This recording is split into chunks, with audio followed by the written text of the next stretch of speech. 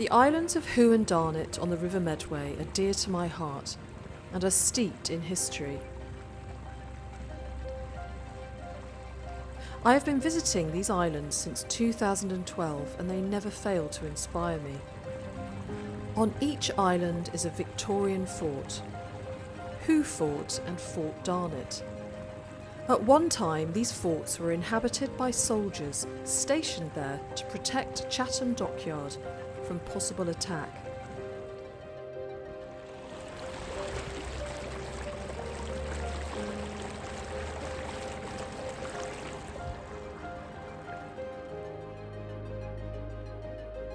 Although these forts have stood empty for over 100 years, you can still feel the presence of the people who once lived there.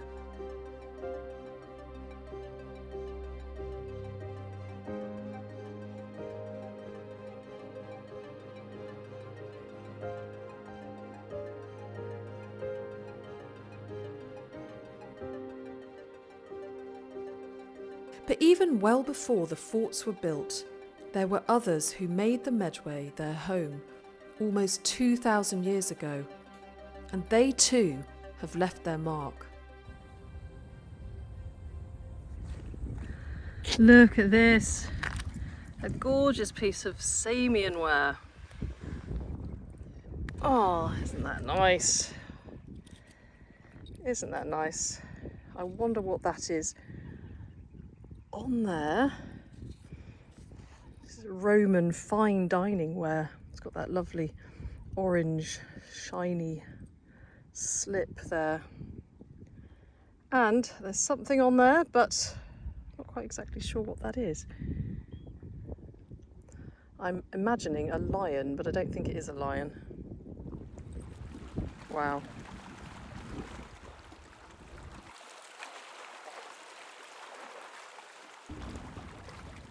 There's a real cluster of Roman pottery here. You can see lots and lots of it, loads of bits. Varying different colours, but I'm seeing quite a bit of Samian, and it's that beautiful bright orange over there.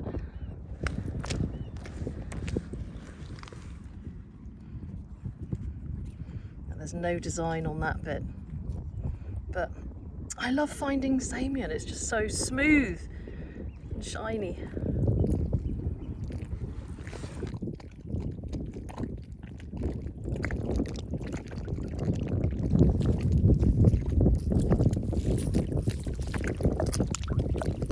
I've just seen some more Samian ware down here. Let's see if there's anything on the other side. Here it is. Do you know what? There definitely is.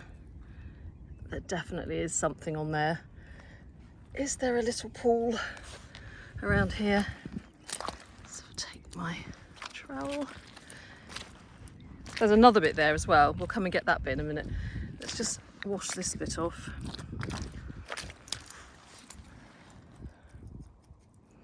Oh, how exciting. Do you know, it hasn't seen the light of day for centuries. Isn't that exciting? Oh my gosh, look, it's a person. Oh my god, that is so exciting. Look at that. Oh, that is just beautiful. Spectacular. I'll give it a proper wash later. I don't want to damage it. That is gorgeous. It's a shame the head's missing, but hey, I'll take it. Let's take a nice photo of it. Oh, that is so special. So special. Let's see if there's any more around here. There is some here, look. Oh, a little Roman home for some winkles. A little winkle villa. I'll leave you there in your little Roman villa winkles. Oh, here we go, look. Let's have a look at this piece. Oh, quite a big chunk. Maybe part of a bowl. There's no design on that bit. Lovely piece though, isn't it? Look at all these other Roman fragments.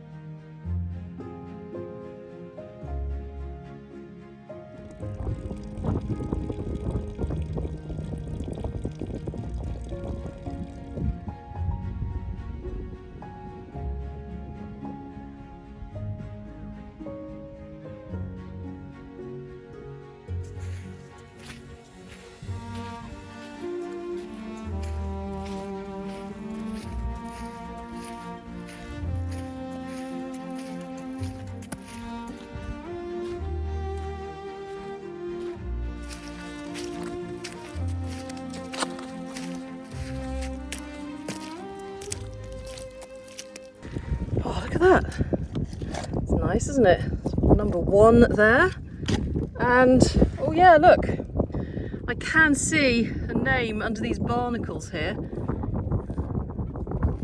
Let's see if we can have a look. So I have removed the barnacles so that I can see what the name is there. And it is PJ Tufnell, Lord Exmouth, Gillingham, Kent. So we can look up PJ Tufnell, find out maybe a little bit about him, and Lord Exmouth. I love finding things like this with names on.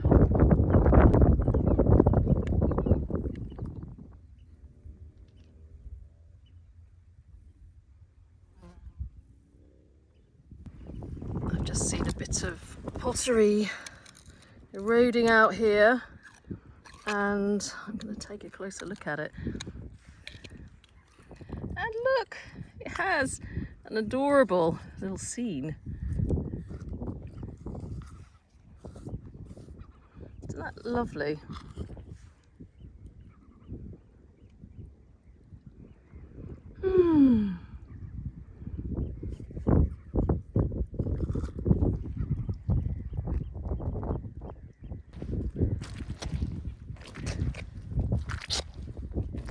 Do you know what? I've just seen this down here, and I think that this is Roman as well, actually. Yeah, it definitely has a Roman look about it. Part of a pot. Hey, how nice is that?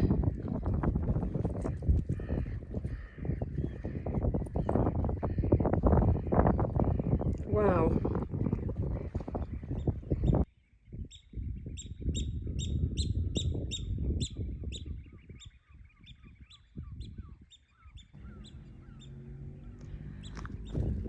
Just look at these gorgeous Roman fragments.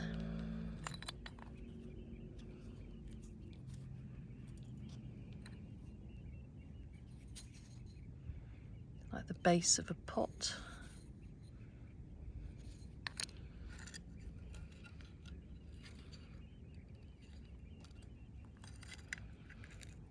And the 2 best bits, my absolute favourites, are these 2 pieces of Samian ware. Oops, you didn't see that. And this one looks to me like a lion. I don't know if you can see like an eye just there. And it looks like a lion's mane. And the body of a lion. What do you think? Am I seeing things? And this one here, a person, sadly with their head missing. There's like a bit of foliage there, a leaf, there's something here, and he appears to be holding something. Look what I've seen. It is a pipe bowl, and guess what? It's one of my favourite kinds of pipe bowl. It's a claw and egg Look at that.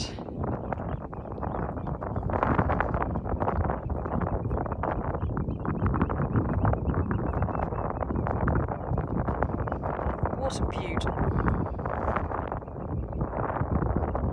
A claw clutching an egg.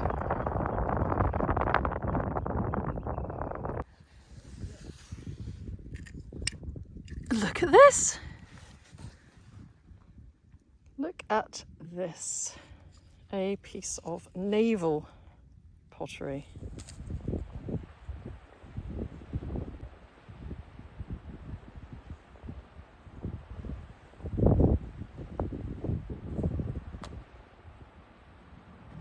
Let me show you this bit of pottery that I just flipped over.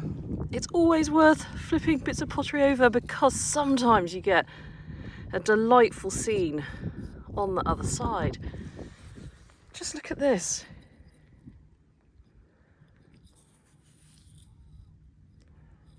That is absolutely wonderful. And you know what? I've got a piece of plate at home that I also found here a few years ago, and I'm wondering if it's from the same plate. Is that a soldier there? You know what? It could be. I'm going to search that plate out when I get home, and let's see if it's a fragment of that. But look at that, isn't it lovely? It's always such a delight to find a little scene in the mud.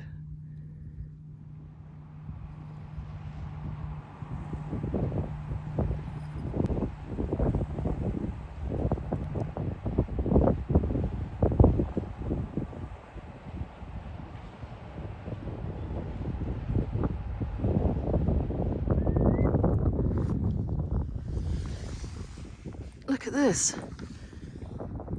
Initially I thought it was a broken bottleneck, but it's actually a little bottle. A little pharmacy bottle, apothecary bottle or something, but it's quite wonky. Could be a bit of age to it.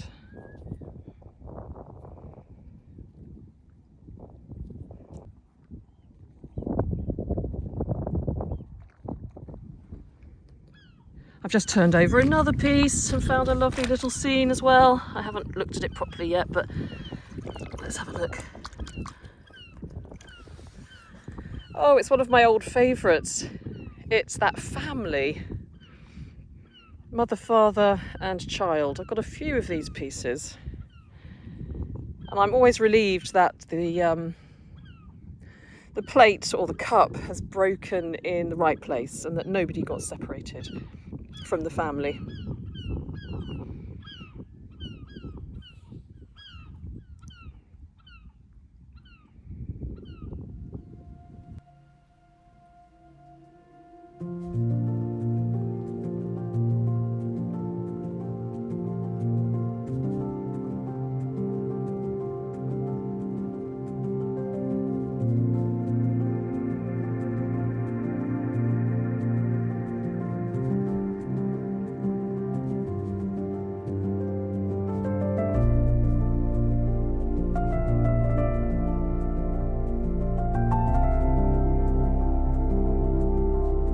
Okay, let's go for a little tour.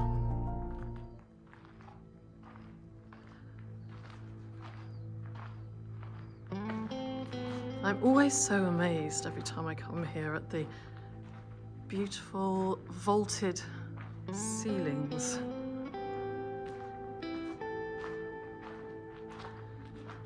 And these casemates here, where there would have been guns at one time, and each one looks out on such a glorious view.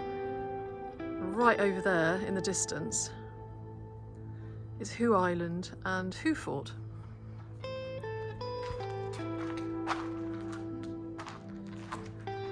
So we're taking a walk in the inside of the fort. As you can see, there's somebody actually camping here in the fort tonight. That's not us though.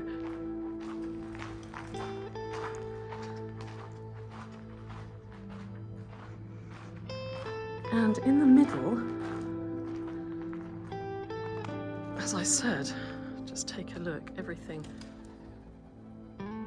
just taken over by nature. And there is this community of pigeons over there who lead a very happy life here, by the looks of it.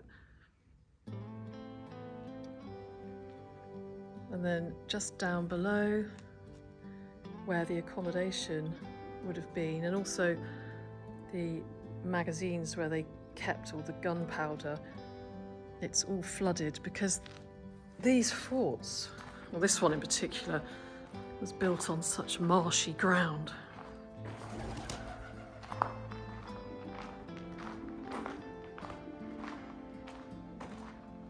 There's also birds of prey that live here in the fort as well. So actually, having said that the pigeons have a lovely life, I think occasionally some of them do get eaten for dinner by the resident owl.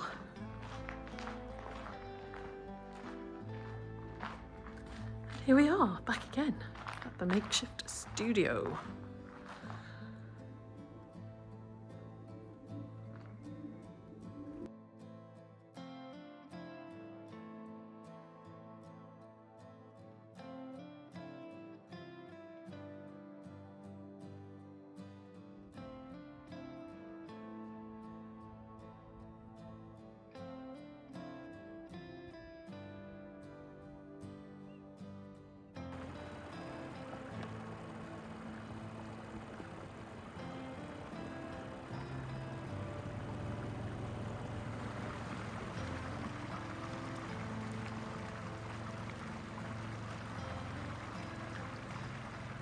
Hi everyone, thank you very much indeed for watching my video. It's wonderful to see you all here as always, and I hope that wherever you're watching from in the world, that all is well and that you're in good health and in good spirits. And I hope you enjoyed that visit to the River Medway as much as I did. I always feel so happy when I'm out on the River Medway, particularly visiting the islands of Hoo and Darnet and visiting the forts, which have just such a peaceful feel about them, even though of course they were originally built for a very non-peaceful reason. They were built in Victorian times, completed in about 1856, and they were built to defend Chatham Dockyard from possible attack.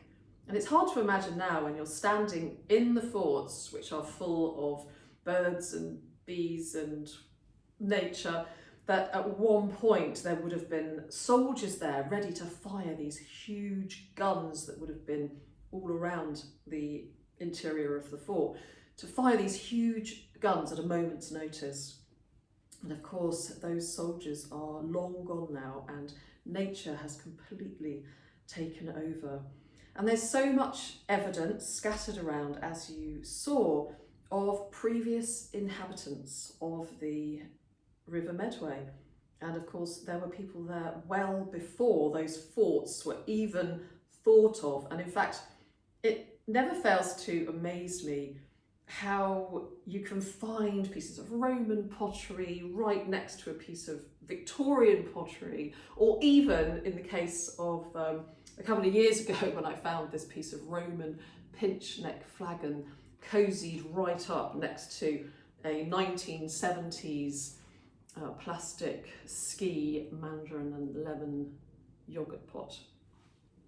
But as you could see, there was plenty of pottery there to talk about, and yeah, a real lottery of pottery. So let's start with the oldest pottery, which is of course the Roman pottery, which you saw me find. And it's always a delight to find Samian ware. And I've been brushing up on my knowledge of Samian ware by looking at my friend Richard Hemery's book, Sherd, which is a brilliant book full of every kind of pottery you could possibly ever want to learn about. So if you like pottery, you might want a copy of this book. Let me show you the cover. It's quite heavy. Oh, Rich has done an amazing job with this. So yes, it's called Sherd, and he has a big section all about Roman pottery, of course. And he says, Terra sigillata, which is actually the name of this red pottery, Terra sigillata, commonly and perhaps misleadingly known as Samian ware, is a type of slip-coated pottery that has a red body and a glossy red slip coating. And as you could see, that red coating really stands out against the mud and makes it quite easy to spot. So I'm going to show you a few pieces of the Samian ware that I've been fortunate enough to find in the past, and whilst I do so, I'll read you a little bit of information about Samian ware. Most Samian ware found in Britain was produced in Gaul, now modern-day France, during the 1st and 2nd centuries. I've found plenty of plain pieces of Samian ware over the years, like these pieces here, which include a few fragments of Roman cup. But it can also be elaborately decorated with scenes from mythology, animals, gods, gladiators, mythical beasts, flowers and foliage.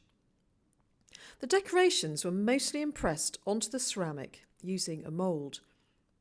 This piece here, which I found a few years ago, features the goddess Victory and has been registered on the Portable Antiquities Scheme. It dates to AD 98 to AD 192, which corresponds to the Trajan Antonine period, and I wonder if my recent finds from today date to the same period.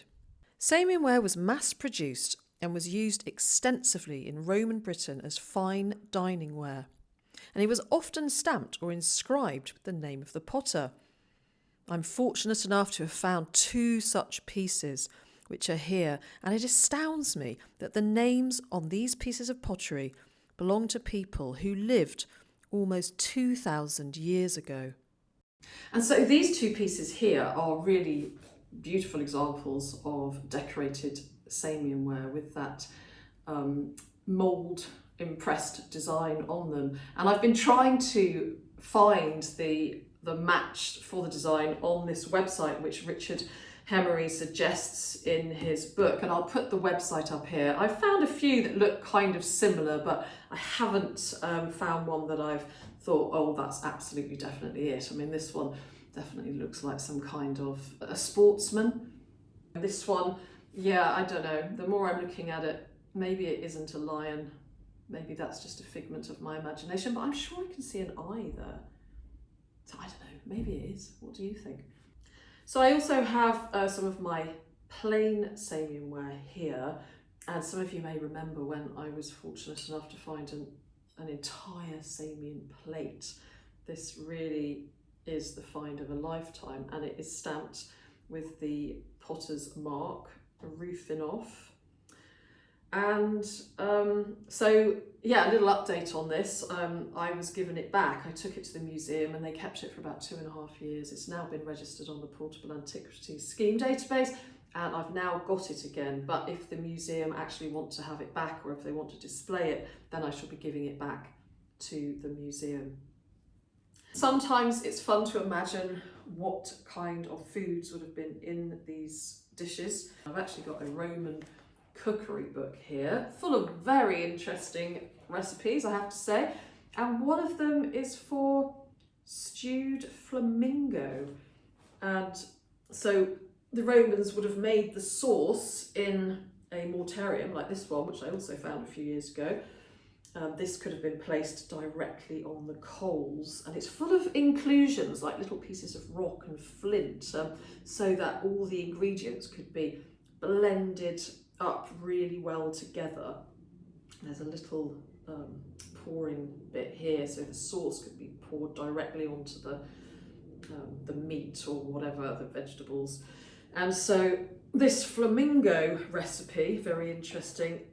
You would cook up a big sauce in here full of loads and loads of different herbs and spices, and you would cook your flamingo. And if you couldn't find a flamingo, it says parrot can be served the same way. The same recipe can be used for parrot. So yeah, there you are. If you can't find a flamingo, you can replace it with a parrot. And so maybe one of the bowls that this piece of Samian ware came from was filled with a parrot or a flamingo stew.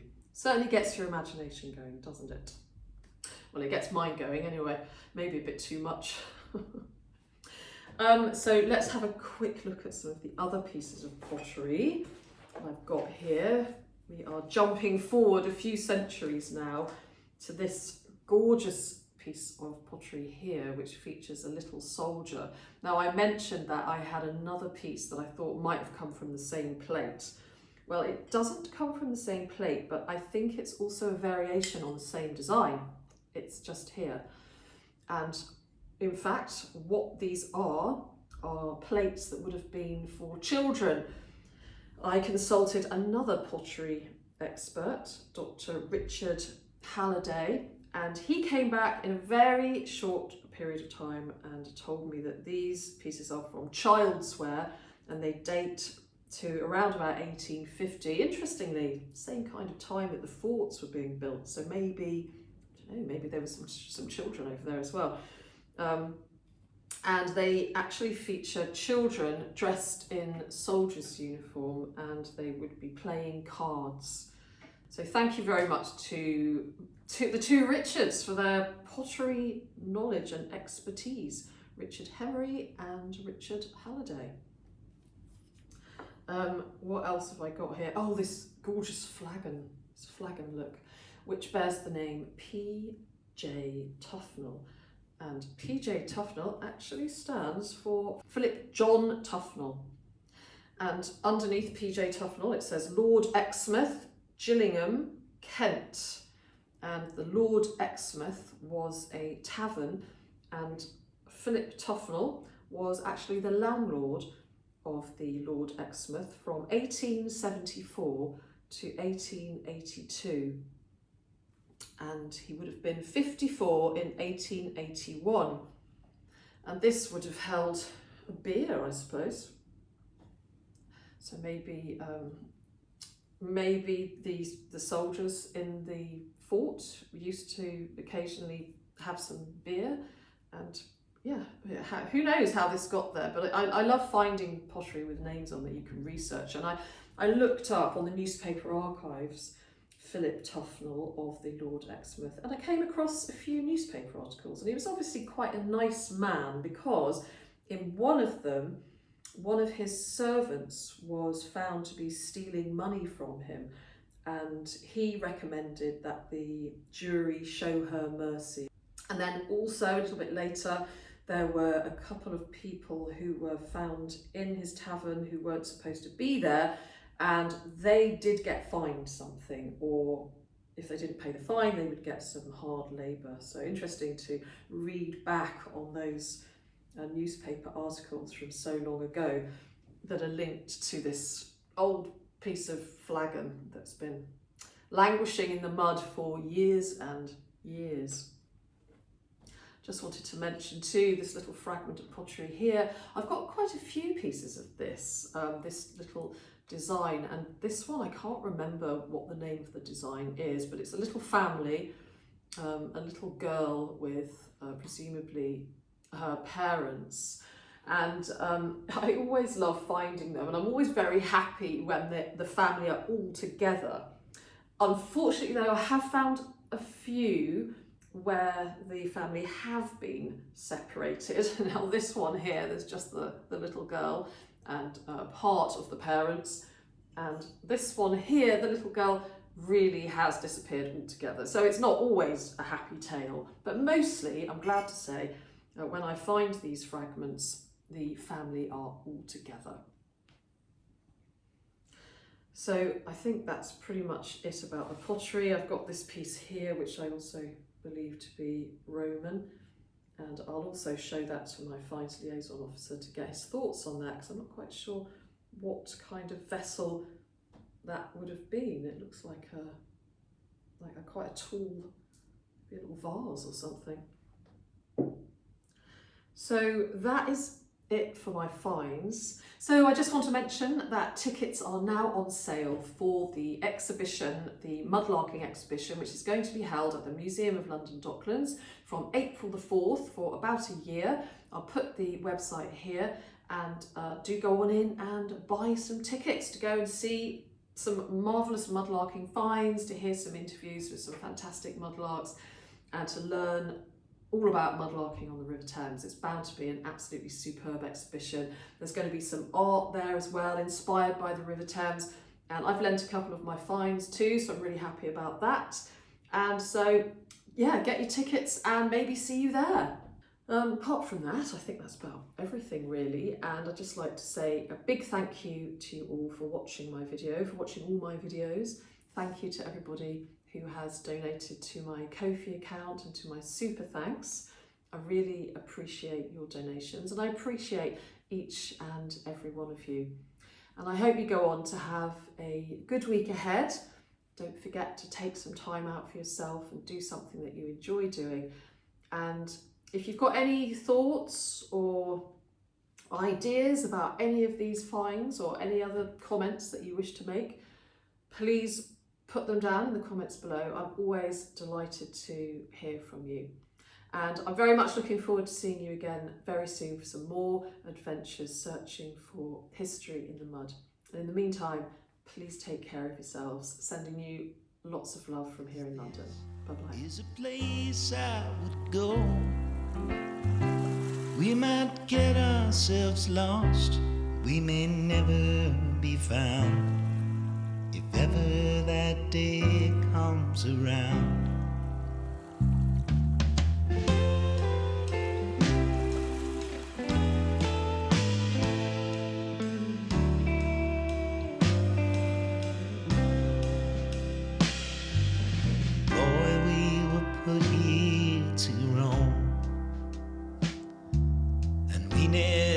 Didn't need a home, so let's shoot up this town and let's run through the night and take down that boat and lead a runaway life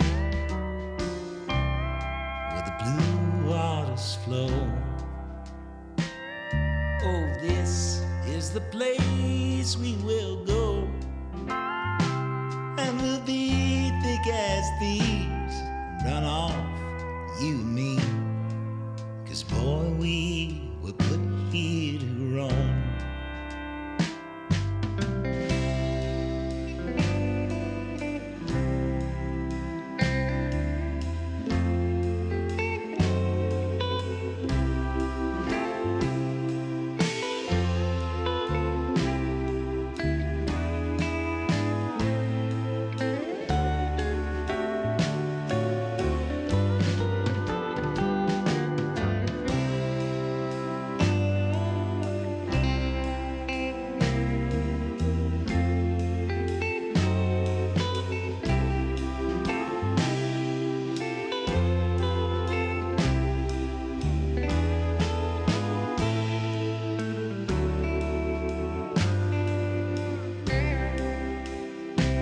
We might get ourselves lost. We may never